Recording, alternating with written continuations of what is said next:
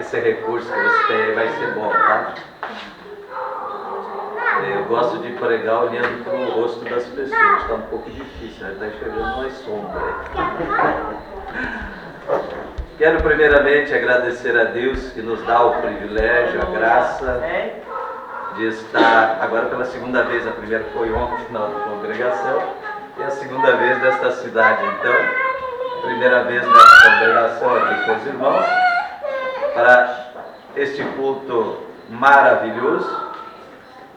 Trago o abraço do nosso pastor presidente, pastor Isaac Salete dos Santos, presidente da convenção no estado do Rio Grande do Sul, nosso pastor na cidade de Parobé. Desejando as mais ricas bênçãos, sucesso, vitória na obra. Agradeço a gentileza do pastor João Hamilton, nosso amigo de tempo, e nos convidar e nos aguentar uma semana na casa dele. É uma honra ter essa confiança, essa liberdade, para vir também ministrar a palavra de Deus para vocês durante essa semana. Se Deus quiser, amanhã está retornando para casa. Então estamos aqui esta noite com essa pequena dificuldade de falta de energia, mas também me lembrei de quando eu era menino, aqui no interior de Palmeira das Missões, que a gente tinha um lampião de querosene em casa e ia para a igreja com um lampiãozinho na mão, e lá tinha um lampiãozinho chamado Aladim, não é aquele das historinhas. Vocês nem sabem o que é isso. Aladim é um lampião a querosene, mas que tinha uma camisa semelhante àquela do gás, dos liquinhos a gás, que dava aquela luz bonita dentro da igreja, assim, para a gente criança acreditando. Mas a glória de Deus é que era importante. Amém. Aleluia. Glória a Deus. Então a glória do Senhor é que é o importante na nossa vida. Acredito que vocês conseguem me ouvir bem aí atrás, sim ou não? Sim. Então um pouco de silêncio e atenção vai nos ajudar a compartilhar algo da palavra de Deus. Nesses momentos também estava lembrando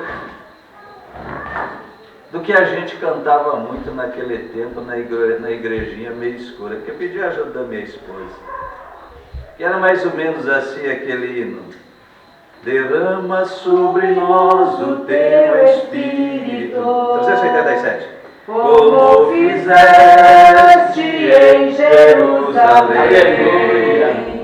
A tua igreja manda o mesmo fogo, indispensável para nós também. Aleluia! A tua igreja manda o mesmo fogo, indispensável para nós também. Derrama sobre nós o teu Espírito, como em casa do centurião. Aleluia! E dá-nos o poder da tua palavra, fazendo a luz brilhar na escuridão. E dá-nos o poder da tua palavra, fazendo a luz brilhar na escuridão. Derrama sobre nós o teu Espírito, e dá-nos hoje muitas bondades.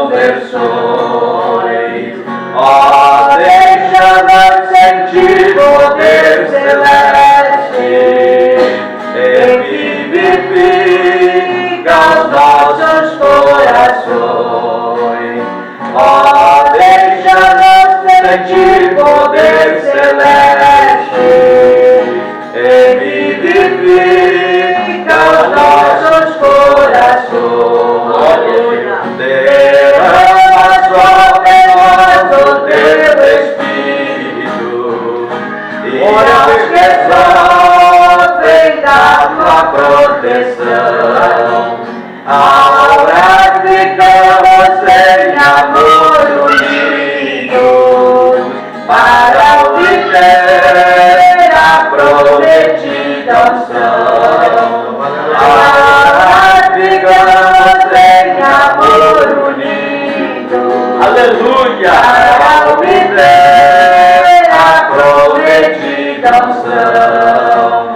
Desperta, Jesus Cristo, os que dormem, como em profundo sono do jardim, como operaste nos antigos tempos, com teu poder nos guia até o fim, como operaste nos antigos tempos, com teu poder nos guia até o fim. Glória a Deus. Aleluia. Aleluia. Louvado seja Deus. Engrandecido é o nome do nosso Senhor Jesus Cristo. Isaías capítulo de número 61. Vocês não conseguem ler, então tudo bem, deixa eu ler aqui. 61 verso 1. O Espírito do Senhor Deus está sobre mim. Aleluia. Porque o Senhor me ungiu para pregar boas novas aos mansos. Enviou-me a restaurar os contritos de coração e a proclamar liberdade aos cativos e abertura de prisão aos presos. Amém? Pode se assentar. Profeta Isaías, profeta messiânico, de grandes e claras profecias sobre Jesus Cristo. E ele então proferiu essa palavra no capítulo 61. Jesus Cristo um dia entra na sinagoga, num dia de sábado lá em Jerusalém. Trazem a ele o livro do profeta Isaías, que eram pergaminhos, rolos grandes, e Isaías é um livro dos maiores. Não tinha divisão de capítulo, de versículo, como nós temos hoje. Mas o certo é que Jesus abre exatamente nesse trecho, lê essa palavra, se assenta, e ficam todos que nem vocês assim agora, parado, olhando e dizendo: o que isso significa? Aí o próprio Jesus diz: hoje se cumpre no meio de vocês esta profecia. Fidelidade de Deus e da sua palavra. Nós brasileiros gostamos de coisas emotivas, emocionantes, daquele evangelho romântico com lindas historinhas, que muitos pregadores adoram contar, emocionar e fazer o povo chorar, e outras coisas semelhantes.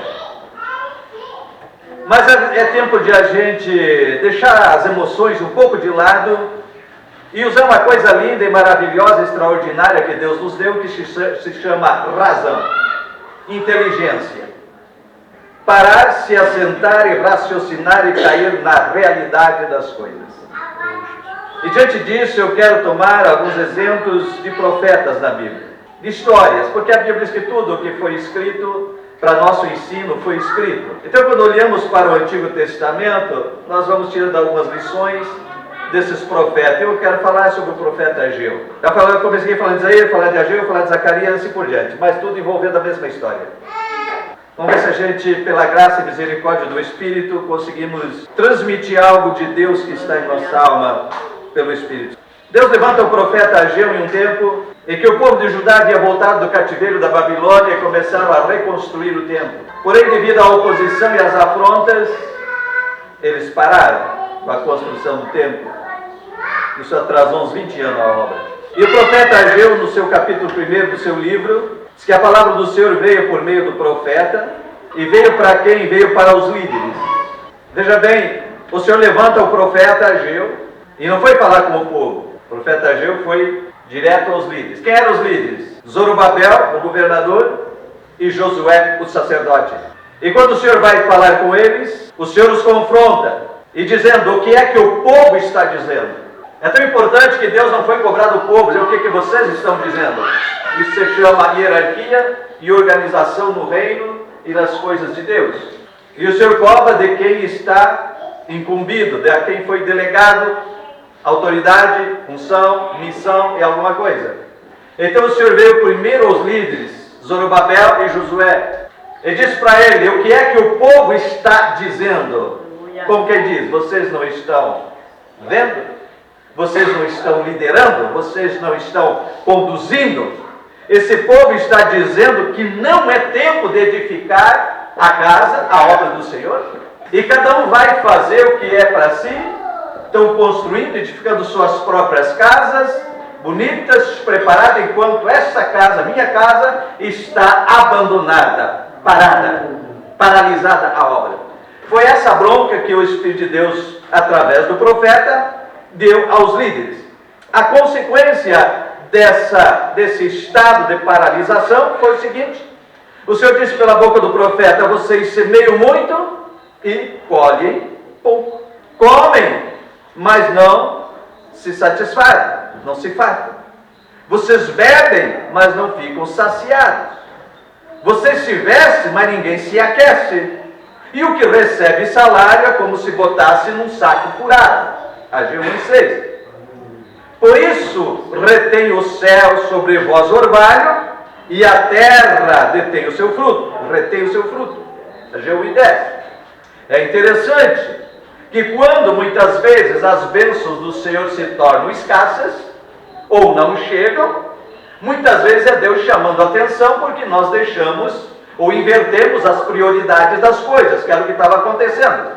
A prioridade era a reconstrução do templo, mas eles deixaram e foram construir as suas casas, ou reconstruir, porque eles tinham voltado da escravidão, do cativeiro, e estavam reconstruindo tudo, mas deixaram o templo para depois, por causa do desânimo. Então é essa bronca que acontece. E o Senhor diz: o céu retém o seu orvalho. Isto é interessante porque para nós aqui, agora os momentos de seca, e todo mundo na grande expectativa pedindo chuva, o que não é a realidade de Israel. É um lugar de deserto e pouca chuva. Mas o que acontece quando diz para orvalho? Tem o chamado Monte Hermon, que fala no Salmo 133, que fala ali de união e unidade, diz que é como o orvalho do Monte Hermon, que desce sobre os montes de Jerusalém. Jerusalém tem o Monte Moriá, Monte das Oliveiras, entre outros, mas o Monte Hermon fica a cerca de 300 quilômetros ao norte, e ele tem 2.840 metros de altitude, e ele tem neve o ano inteiro, e chama o Monte Nevado, o Monte Sagrado. Então, o orvalho que desce daquele monte rega todo aquele vale e chega até os montes de Jerusalém, chega a 300 quilômetros de distância. E esse orvalho é como uma chuva, ele é muito forte, que amanhece a terra toda molhada, e então fertiliza, dá vida. Agora, quando o Senhor diz: eu vou reter, ou seja, retive o orvalho, que coisa extraordinária, de uma montanha que tem neve o ano inteiro, mas o orvalho foi retido, e a terra não produzia nada. Então, o que acontece isso? Por causa que inverteram as prioridades, deixaram a obra de Deus e cada um voltou para os seus próprios interesses. Então a coisa estava complicada, tá certo? E essa foi a exortação do profeta, que eles então levantassem e dessem jeito de tocar a obra para frente. Nesse mesmo contexto, Deus também levantou o profeta Zacarias. E lá no capítulo 3 de Zacarias, no verso 1, que é a chamada de quarta visão de Zacarias, o sumo sacerdote Josué está diante do anjo do Senhor, e Satanás está à sua direita para se lhe opor e acusar. É tão forte essa visão interessante, e nos leva a entender que sempre que nós temos uma obra para fazer, nós enfrentamos um opositor, e o nosso opositor, opositor da obra e opositor da igreja e do servo de Deus, se chama Satanás. Portanto, toda e qualquer oposição que se levanta contra a obra não tem origem em Deus, e nem em servos e nem em servas de Deus, mas origem em Satanás. É ele que usa pessoas para se opor à obra e aquilo que Deus quer fazer. Então disse aí Zacarias, na visão dele, que ele viu o sumo sacerdote Josué, que estava encarregado dessa obra, dessa liderança, junto com Zorobabel, e ele viu Satanás à direita do sacerdote Josué para se opor à obra e denunciar e acusar ele perante Deus. Isso era o que ele fazia. Em Apocalipse 12, verso 10 diz que Satanás foi lançado fora, o acusador dos nossos irmãos, aqueles que acusam de dia e de noite diante do Senhor. Prestou atenção no nome dele? Acusador. Prestou atenção na função dele? Dia e noite acusa. Então nós também não damos honra alguma ao nosso inimigo, mas também não podemos cair no erro de menosprezar. São dois erros que muitos cometem. Às vezes é super elevar, achar que Satanás é páreo para Deus, que está lá lutando e guerreando com Deus, que Deus está levando um suador para deter Satanás. Isso não é verdade. Deus já venceu, sempre venceu, ele é Senhor, Satanás nunca foi Deus, e ele é detido, ele não tem nenhum poder, a não ser que Deus o permita e lhe dê alguma liberdade de agir. Não existe isso. Mas a Bíblia coloca, por outro lado, que nós não devemos menosprezar. Ele é sagaz, astuto e acusador, e está sempre procurando algum tropeço, alguma falha da nossa parte. E desde que o pecado entrou na raça humana, o homem se tornou homem, raça humana. Eu já preciso explicar até isso, porque a gente fala homem, acho que está havendo preconceito contra a mulher. Homem vem lá do latim, essa palavra está junto aos dois gêneros, masculino e feminino. Tá? Quando diz homem, no contexto bíblico está falando de tudo, tá? Não tem diferença, homem e mulher. Então, homem, raça humana, certo? Desde que o pecado entrou, o homem se tornou falho, corrompido em toda a sua maneira de ver, de pensar, de agir. Então a gente é cheio de falhas e tropeço. E Satanás adora pegar isso e lançar no ventilador, e lançar na cara de alguém, e envergonhar para fazer oposição à obra. Ele não está pensando na sua vidinha miserável, ele está pensando na obra, reino de Deus. Então quando ele toma a vida de alguém, seja um obreiro, seja lá quem for, seja um membro da igreja, e quanto mais cargo, mais alta a função que a pessoa tem na igreja, o estrago é maior quando Satanás pega. Pode ter certeza, Satanás sempre vai pegar algum podre da vida do crente, da vida de alguém, para lançar na hora. Ele não importa se ele guarda 5 anos, 10 anos, mas ele vai lançar na hora em que pode dar mais prejuízo na obra, no reino de Deus. Não está visando aquela pessoa, está visando sempre o maior, a obra e o reino do Senhor. Então ele tem essa função de acusador, certo? O acusador, ele diz que dia e noite, ele não se cansa. Nós é que temos problema de dia e noite, dormimos, temos muito tempo, mas no reino espiritual, nas coisas espirituais, dia e noite é a mesma coisa. Então vale dizer assim, constantemente nos acusa diante de Deus. Essa é a função dele. Mas aí é o seguinte, o anjo do Senhor vai falando nessa visão, através do profeta, ele diz assim: Josué, ele é um tição tirado do fogo, aleluia. Louvado seja Deus. Ele é um tição tirado do fogo. Ou seja, podia ser um carvão, podia estar ali, mas quando é assoprado pelo Espírito, aquela brasa reaviva, então o anjo chama outro anjo e manda trocar as vestes de Josué. Diz: tira dele essa veste que está manchada. E alguns dizem que era pecado, ele diz iniquidade, mas o certo é que o sacerdote, ele era encarregado apenas do trabalho espiritual. Ele não podia sujar as suas vestes na construção, meter a mão em outras coisas, dá a entender que Josué havia sujado as suas vestes assim. Então o anjo do Senhor diz: tragam as novas vestes, tire essas vestes manchadas e põe uma veste limpa nele, aleluia. Põe na sua cabeça uma nova mitra, que é aquele gorro que o sacerdote usava, aquela coisa linda. Bota na cabeça dele uma mitra limpa e vestes novas e limpas sobre a vida dele. Esse negócio está apontando para uma renovação no sacerdócio e está apontando para um novo sacerdócio. Quando nós olhamos em Hebreus capítulo 7, 21, diz que Jesus Cristo é um sacerdote, um novo sacerdócio, segundo a ordem de Melquisedeque. Ou seja, Melquisedeque foi aquele rei de Salém, superior a Abraão, a quem Abraão deu o dízimo, logo ele era superior. É disso que o capítulo de Hebreus trata, e diz assim: agora Jesus Cristo é um sacerdote, tem o seu sacerdócio, segundo a ordem de Melquisedeque, portanto ele é superior. E a Bíblia diz: se mudou o sacerdócio, mudou também a lei. Por isso nós não estamos sujeitos a certas leis nessas áreas, mas estamos debaixo de uma nova lei da liberdade em Cristo Jesus, nosso Senhor, neste novo sacerdócio. Então o momento que foi tirado as vestes velhas e colocado uma veste nova, estava falando de um novo sacerdócio, aleluia, dado ali. Deus é Deus de renovo e Deus de coisas novas, aleluia. E Deus não despreza e não desvaloriza os seus. Ele disse: esse homem tem valor, é como um tição tirado do fogo. Troca as vestes vestes dele e coloca ele em ação na obra, aleluia. Louvado seja Deus. No capítulo 3, no verso 8 diz: portanto, escuta, Josué, sumo sacerdote, você e os seus companheiros que estão sentados diante de você, porque este homem não é um sinal do que há de vir. Eis que eu farei vir o meu servo, o renovo. E esta palavra combina com Isaías 11:1. Porque brotará um rebento do tronco de Jessé, e das suas raízes o renovo frutificará, aleluia. Então por isso que eu faço esta ligação, associando este novo sacerdócio a Jesus Cristo, dentro destas profecias. Louvado seja o nome do Senhor. E ele disse assim, que mais ele viu duas oliveiras, que são os dois ungidos, lá na quinta visão de Zacarias, capítulo 4, verso 2, eis que vejo um castiçal, todo de ouro, e um vaso de azeite do seu topo, com suas 7 lâmpadas e 7 canudos, um para cada uma das lâmpadas que está no seu topo, aleluia.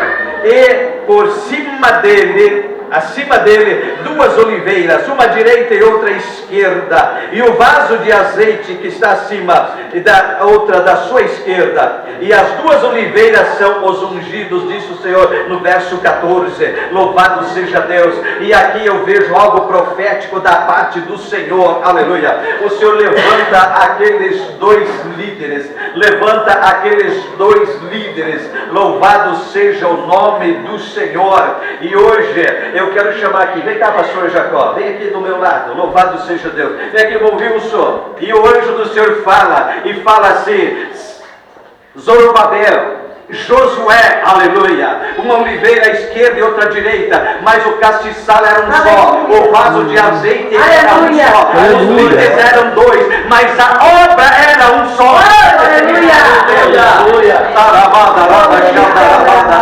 Aleluia. Era dois líderes, mas a obra era uma só. A fonte do azeite da unção era um só. O castiçal era um só. Mas um estava à direita e outro à esquerda. E o Senhor diz: os meus dois ungidos. Aleluia.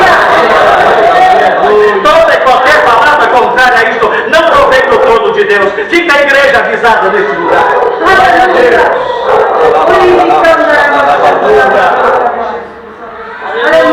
O reino é uma, a obra é um, os servos são muitos, mas a obra é uma só. E quando o Senhor fala de ministério e dá 12 ministérios, diz assim, que é a operação em conjunto, lá em Efésios, aleluia, a operação em conjunto de todos, para aperfeiçoamento do todo, da igreja, dos santos do Senhor. A igreja, quando nós falamos santos do Senhor, não é aqueles santos que a igreja católica fala, não. Os santos do Senhor é eu e você, igreja do Senhor. A Bíblia fala santos do Senhor. E quando ele diz que o Senhor dá para a igreja, homem sábio, dá para a igreja 12 ministérios, capacita pessoas com 12 ministérios, e 12 ministérios de operações do Espírito, chega a cerca de 21 na Bíblia. E quando o Senhor dá tudo isso, engrenagem, ajusta a operação de todas as partes.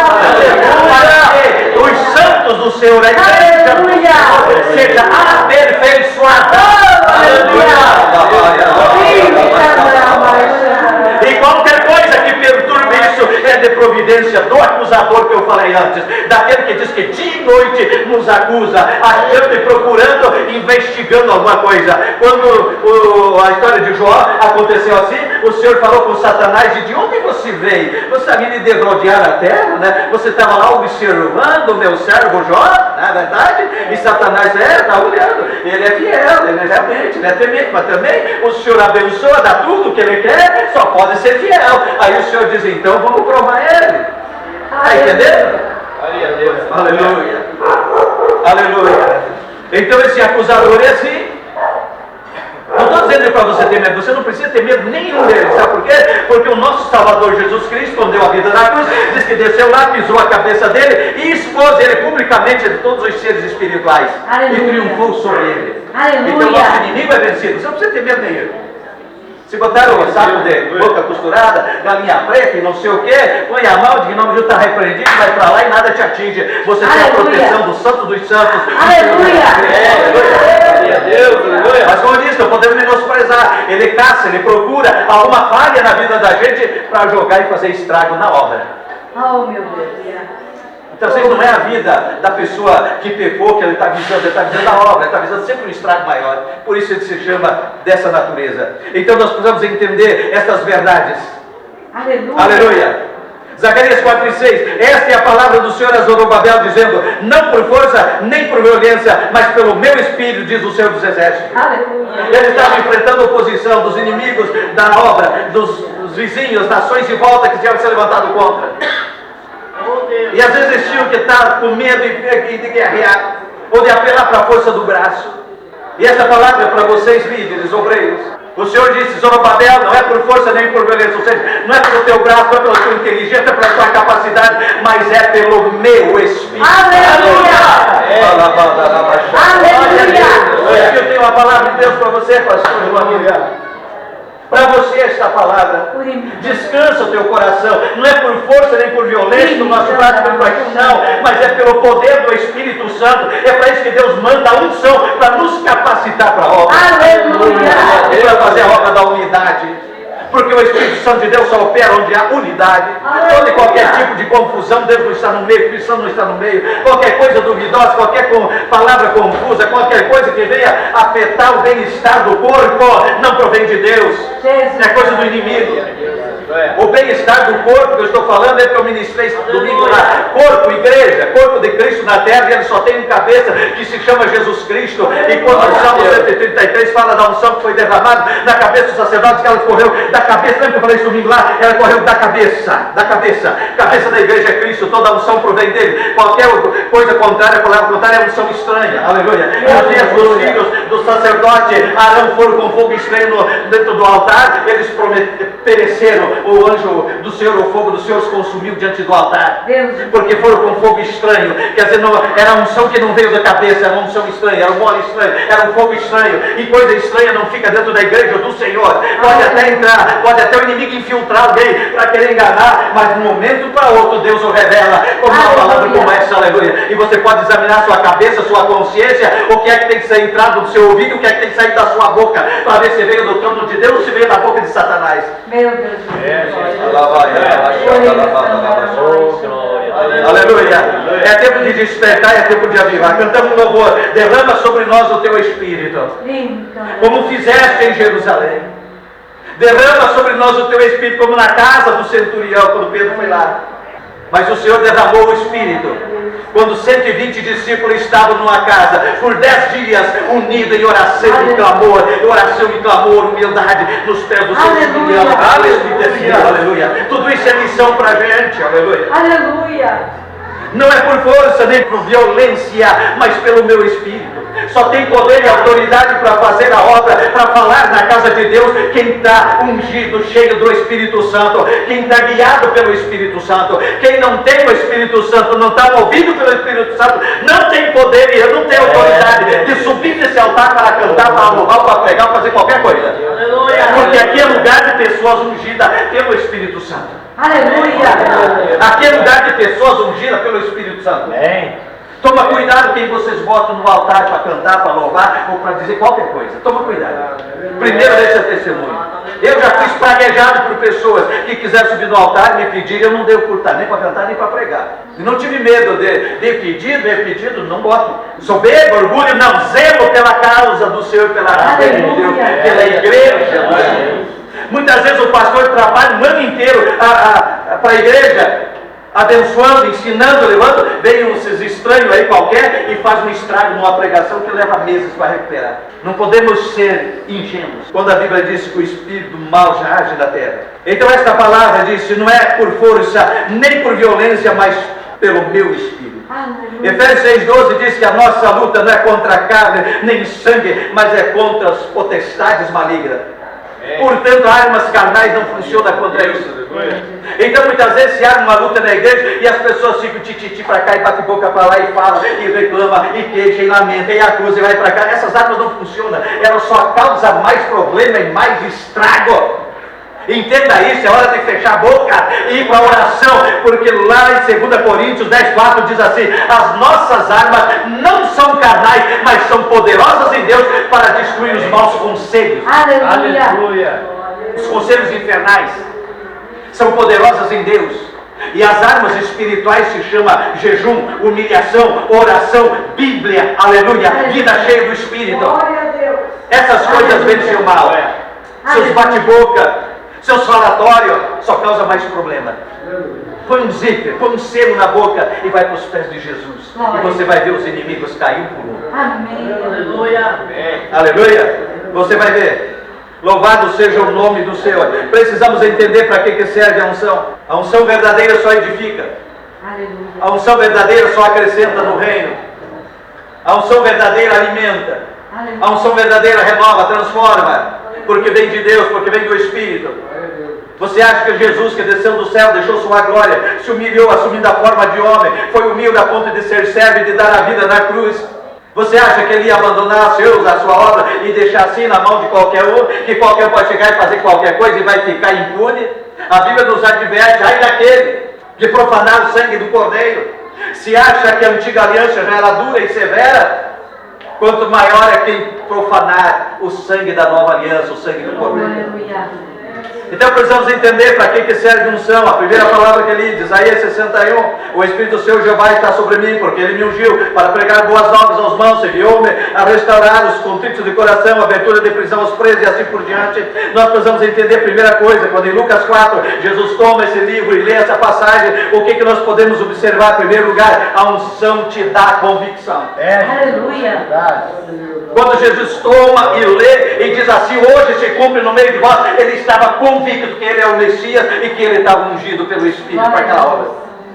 Então isso todo obreiro precisa, e a igreja como corpo de Cristo precisa saber que esta unção está sobre nós. No dia de Pentecostes, nossos primeiros irmãos, que desceu a unção do Espírito ali, a igreja foi ungida, igreja, corpo de Cristo. Eu e você, essa unção se estende até nós, como disse Pedro na sua primeira pregação, e a todos quantos o Senhor há de chamar ainda para frente. Aleluia. Aleluia. A promessa que Joel capítulo 2 verso 28 disse, nos últimos dias derramarei do meu espírito sobre toda a carne, vossos filhos e terão visões, profetizarão, e os velhos terão sonhos. Então cumpriu no dia de Pentecostes, e essa unção repousa até hoje sobre a igreja. Ninguém brinca com isso, irmão. A unção do Espírito sobre a igreja é algo muito sério. Quando nós falamos, baseado naquela palavra que ainda falamos, que o Senhor trata como menina do seu olho, você acha que alguém que fere a noiva de Cristo, a noiva do Cordeiro, vai ficar impune? Não vai. A unção de Deus veio para libertar. Então quando o Senhor toma isso, Jesus toma isso, primeira coisa que eu vejo, que a pessoa que tem a unção, ele é convicta. Ele diz, o Senhor me ungiu. Aleluia. Amém. Ele tem convicção desse negócio. Isso arde no coração, isso queima. Um dia um pastor disse assim, falando de um outro, e disse, eu não sei como é que fulano gosta tanto de pregar e não sei o quê. Eu disse, olha, quem tem eu fui obrigado a dizer para aquele pastor, olha, eu acho que quem tem um dom de Deus, uma missão, um dom de Deus, isso queima, isso arde. Se você sufocar isso aqui numa panela de pressão, vai explodir. Jesus. Vai explodir. Eu não entendi, o pastor dizendo, eu não sei como é que fulano lá gosta tanto de pregar.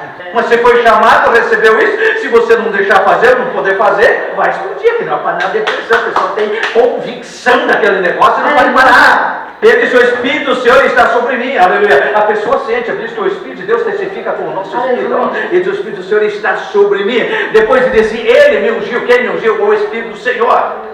Quando nós colocamos a mão sobre alguém, não é simplesmente colocar a mão sobre alguém que a coisa muda. O Espírito Santo já está na pessoa, já ungiu. Apenas vemos e reconhecemos o dom que há na pessoa. Segunda coisa, a unção quebranta ou quebra todo o jugo. Isaías 10, 27 diz que o jugo será quebrado por causa da unção. Você entende, irmão? Quando a unção de Deus está sobre você, não há jugo do mal que fique sobre a sua vida. A unção de Deus na sua vida começa. É isso que aconteceu lá com o povo de Israel, quando Isaías profetizou. O jugo, a escravidão, ela será rompida, será quebrada por causa da unção que Deus ia mandar sobre a nação. Está entendendo? Então quando o Senhor manda a unção do seu Espírito sobre a nossa vida, todo e qualquer jugo que possa haver, jugo de escravidão, de opressão, que possa haver na sua vida, ela começa a ser quebrada por causa da unção de Deus. Está aqui na palavra, aleluia. Então não se conforme com coisas que estão oprimindo, escravizando sua vida ou sua família. Busque busca o Senhor, a unção está sobre toda a igreja. Se você faz parte da igreja, essa unção está sobre você. Talvez você esteja ignorando isso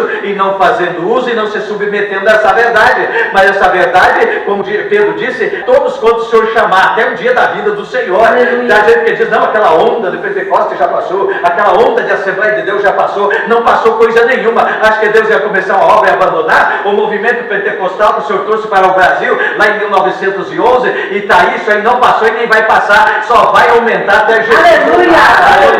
A igreja verdadeira, as 10 virgens fiéis, essa unção só vai aumentar. Nas loucas sim vão perder, acham que tem, não tem nada, mas os fiéis vai ter, aleluia.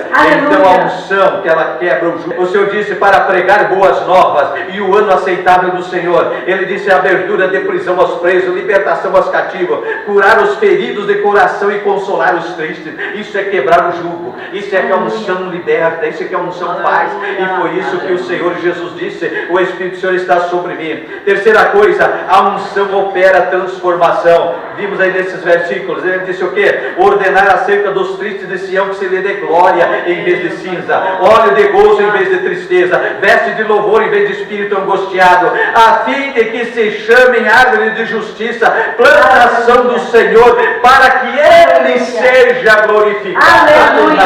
Da igreja, tudo tem um objetivo para a glória do Senhor. Não é glória nossa, não é glória minha, não é glória sua. Tira isso da cabeça. Tudo é para a glória do Senhor. Como eu falei lá domingo, aqui somos servos uns dos outros. Quer ser grande? Comece a servir os menorzinhos da casa do Senhor. Aí você vai ser grande aonde? Aqui não, no reino de Deus, aos olhos do Senhor.